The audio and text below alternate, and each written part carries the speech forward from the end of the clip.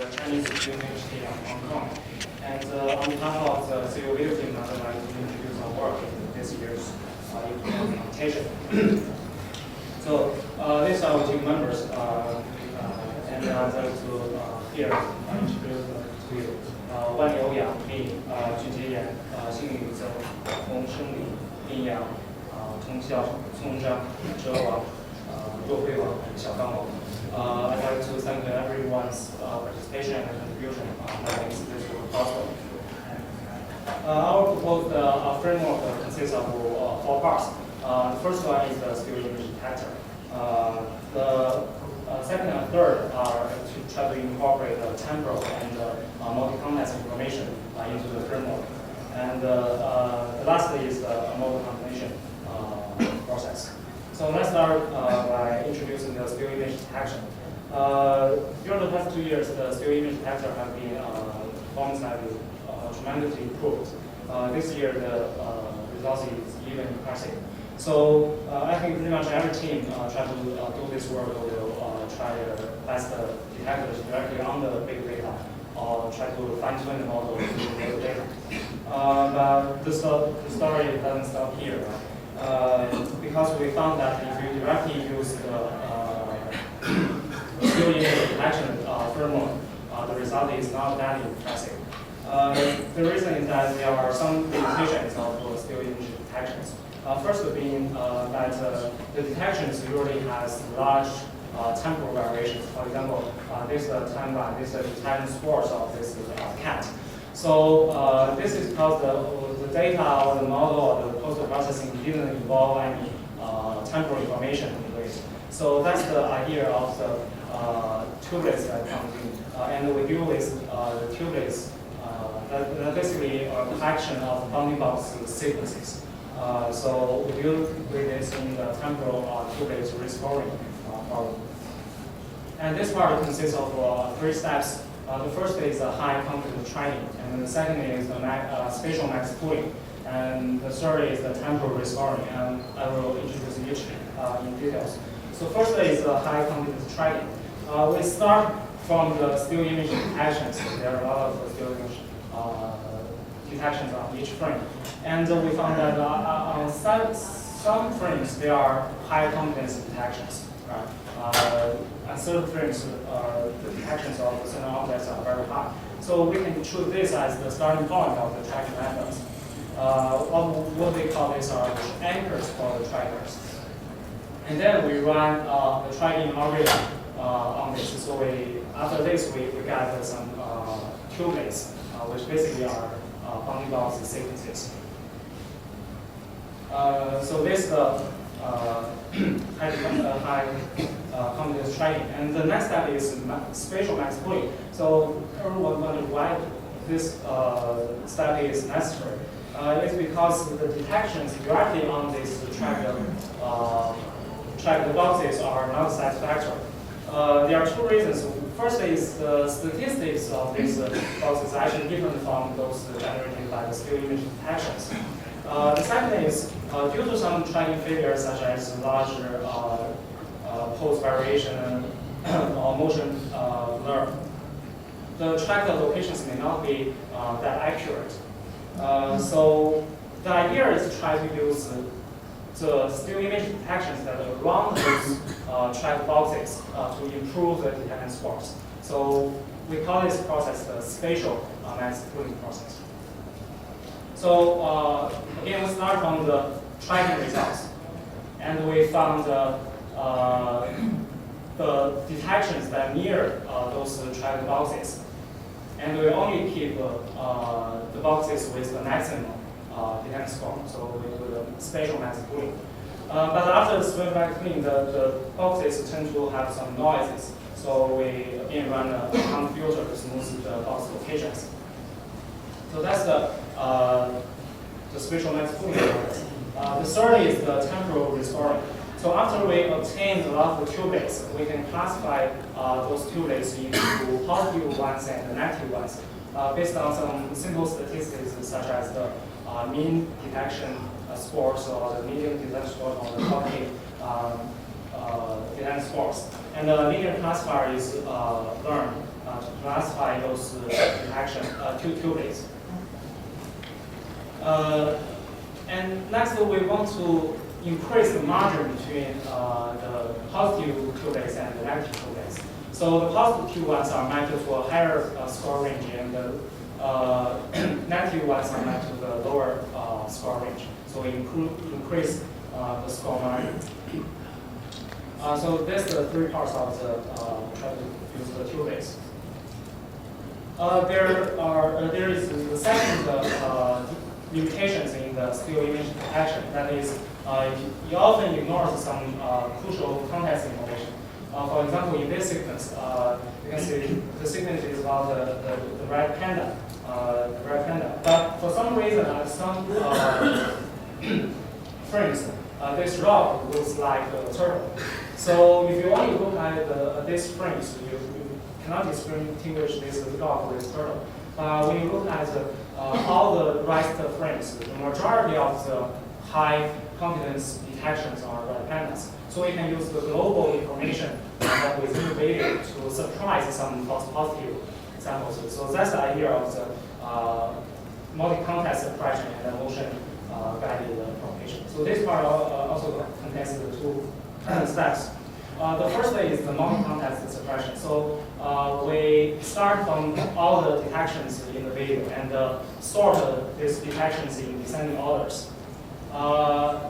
The highest classes with the highest ranking are denoted as the top confident classes. So for example, in this case are the monkeys and the cat.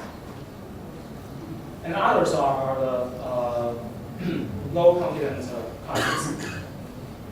And the scores of the high confidence ones are remain the same, while the false positive ones, the low confidence classes are surprised. So that's the multi-context. We try to use the whole sequence to surprise the false positives. And next is the motion guided propagation. When we get some detections, for example, in this frame, there are some detections, and at the adjacent frames, there are also some detections. And from the observation, we notice that some objects may be misdetected by the detector at some frames, but the adjacent frames are complementary to each other. So we can use the adjacent frames, the detection of the adjacent frames to help a certain frame. So that's the idea to try to use the motion information on each bounding box to target to adjacent frames. For example, for detections on the frame T, these detections are propagated to adjacent frames. So the missed ones are again found by the detectors. While this propagation often results from redundant boxes, such as this example. Well, this can be easily handled using maximum suppression. So this won't be a huge problem. Only the missed detected ones are found by this method. So that takes care of this third part. And finally, we'll talk about the model combination. In our experiments, there are two kinds of bounding box proposals. The first is generated from the craft methods, basically generated by neural network. And the second is come from the traditional object proposal methods. And this scores directly from this network. And the best the second search and actual also come from another detectors behind next. So given a group of detections, the detection scores are the all-model average of those several models. While NIMS is finally used to combine those different type of proposals. That concludes the whole proposed framework of work. Next, I will talk about some component analysis. We first investigate the training data configuration and its influence on the performance. So, for example, training CNN, first we have the DET data from the detection task and the AD data from the video task. So, different combination of this data will largely improve the performance. And we found that use two from the DET and one from the AD gives the best results. And for training the SVM in the traditional RCN framework, the positive samples and negative samples may come from different tasks. And we found that using all of the positives and negatives from both detections and the ID tasks will give the best results. For framework components, again, we participate in the provided track and the additional track. The still image detection gave us a baseline results around 65 to 70% on the validation side. And adding those two parts, adding the temporal information and the context information will give us around 5 to 7% on each model. And then the model combination will give us 0.2% to 1.6% on the final model. So these are the prediction model that we finally use in this foundation.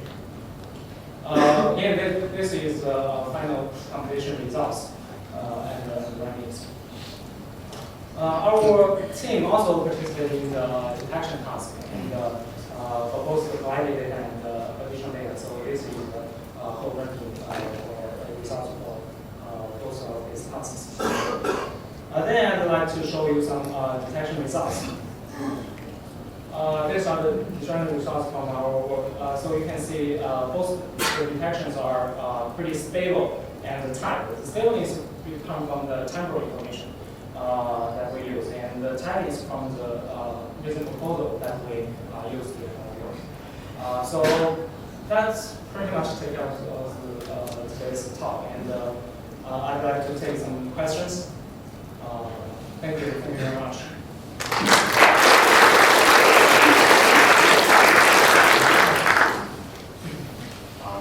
Thanks to the speaker. Any questions from the audience?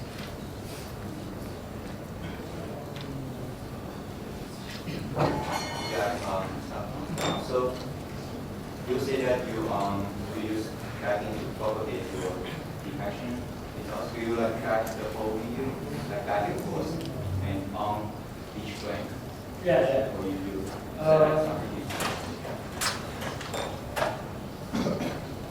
actually, this part deal with the long sparse track. So this part actually starts from high confidence detections and track the whole sequence by direction, so back and forth. But training takes time. So this only generates some sparse trackings. Or it will take forever to generate all the detections. But this part actually uses optic flow to propagate. So this is kind of cheap and efficient process. So from this we can pretty much do the propagation on all the still image detections. So this will give us dense and short trackings. So this long sparse track